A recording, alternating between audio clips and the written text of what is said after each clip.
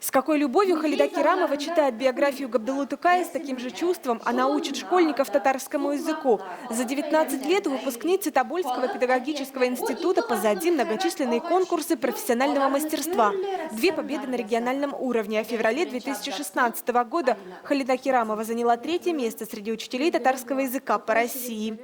Исчезающих языков, исчезающих народов на сегодняшний день очень много.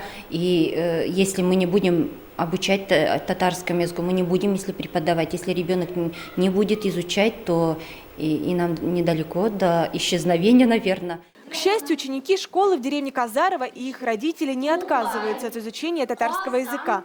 За весь стаж работы Халиде Керамовой ни разу не приходилось объяснять, зачем нужно знать родной язык. Мне помогает знание татарского языка. Я могу разговаривать на татарском как и со своими родителями, со своей семьей, так и с какими-то людьми.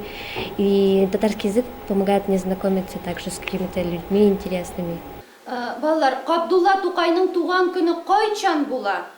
Габдулла Тукайның туган көне 26 апрельдә. 26 апрельдә. Рахмәт. Несмотря на то, что школа в деревне Казарова небольшая, ученикам здесь тесновато, условия для изучения татарского языка здесь достойные. Новые учебники высылает Министерство Республики Татарстан. Мультимедийные пособия для уроков, богатая библиотека, внеклассные занятия. Последние 14 лет Халида Керамова отвечает здесь за татарский этнокультурный компонент. К счастью, я уже давно не принимала на работу учителя татарского языка и литературы. То есть сколько лет я работаю директором, столько лет учителем татарского языка и литературы работает Халида Халидулловна.